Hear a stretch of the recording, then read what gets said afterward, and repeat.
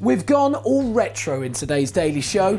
Now let me take you back over a couple of decades ago, when Miley Cyrus was born, when Bill Clinton won the US presidential election, and when people, quite frankly, had bad hair.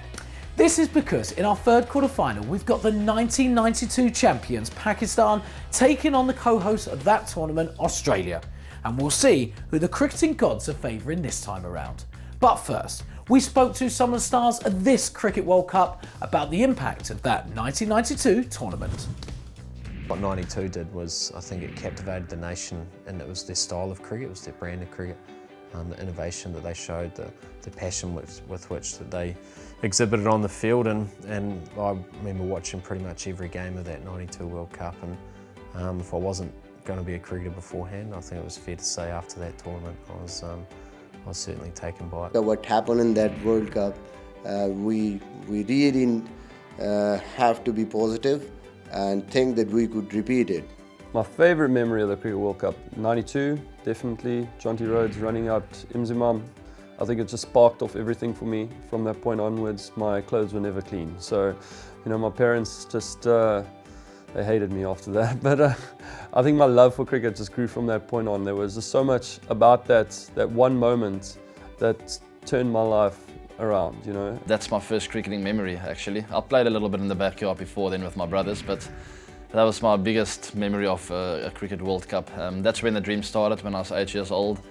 So here we go. It's 2015 and I get my opportunity to play in Australia as well, and hopefully do the same kind of things and what Jonty Rhodes did back in his day. Cowabunga! Let's not mess around anymore.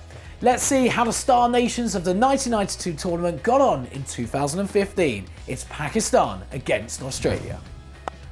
Josh Hazlewood was instrumental for Australia as he took wicket after wicket. Afridi went for 23. And Afridi, he's picked the man out. It is straight down Finch's throat.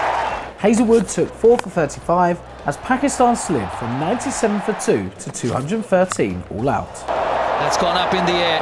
It's time for Brad Haddin. He comes underneath it and he takes it. Australia's hopes of chasing 214 looked in peril when Riaz removed David Warner and Michael Clarke to leave them 59 for 3. He's gone. Riaz should have claimed Shane Watson's wicket too, but an easy catch was dropped by Rahat Ali. Oh, he's dropped it! There's a pull shot full of authority. Steve Smith countered with a measured 65. Fabulous cricket shot. Brings up his 50 with the boundary. Watson made Pakistan pay further with his half-century.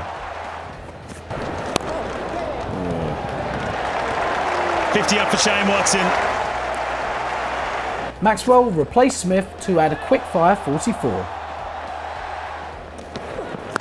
Pulled into the deep end, over square leg for 6. Gives himself some room, and that's all the way back. It was the man that was crucially dropped, Shane Watson, that saw his side through with a 6-wicket victory.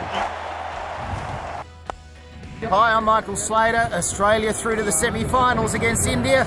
You're watching ICC World Cup Daily. That game was getting really close at one stage, but Australia crossed the line and they'll be sailing through to the semi-finals. Commiserations though to Pakistan. Over on Twitter, Afghan player MS Shahzad said, Oz, Oz, Oz, oi, oi, oi. Says, congratulations Australia, a wonderful team to watch, all the best, but well played to Pakistan. They battled through the second half of the pool stages, but now it's the end of the road. Also on Twitter, @Beck_23 said, Pakistan let the semi-final spot slip out of their hands, literally. #Butterfingers. A couple of crucial drop catches could have been all the difference between winning and losing in that game. Cricket commentator Bumble said, significant innings from Watson, real tough at the start, seeing it through, that matters. He had to battle hard throughout that innings, but the main thing was he was there at the end for Australia. @Asli Bin Laden said, best couple of the tournament goes to Wahab and Watson. They were like an old married couple, but that spell of bowling by Wahab Riaz was some of the best bowling we've seen throughout this tournament and possibly throughout Cricket World Cup history as well. It was ferocious, but Watson stood there and stayed strong, didn't he? Finally, at Ali Zainik 007 said, whatever the result, I saw fire in the eyes of Wahab. Watson was just trembling in front of him. Reminds me of the great Wazim. That's it for today, but I'll be back tomorrow with some more quarterfinal action as we see the co-host New Zealand take on the West Indies. We'll see you then.